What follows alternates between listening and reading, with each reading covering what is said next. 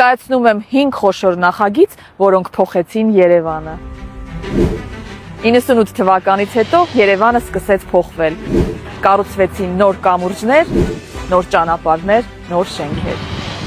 Մենք գտնվում ենք Դավթաշենի կամուրջի վրա։ Այս կամուրջը կառուցվել եւ հանձնվել է շահագործման 2000 թվականին Ռոբերտ Քոչարյանի կառավարման տարիներին։ Դարձել է կարևոր կապող օղակ, նպաստելով Դավթաշենի զարգացմանը։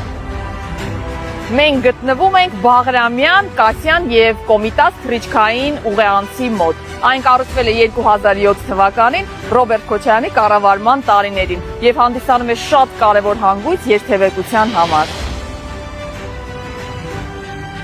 Սա Սարալանջի շրջանցիկ ճանապարհն է։ Այն կառուցվել է 2006-2008 թվականներին Ռոբերտ Քոչարյանի կառավարման տարիներին Լինսի հիմնադրամի ֆինանսական միջոցներով։ Ճանապարհը հնարավորություն է ընձեռում վարորդներին խուսափել խցանումներից, խնայելով նյարդեր, ժամանակ եւ վառելիք։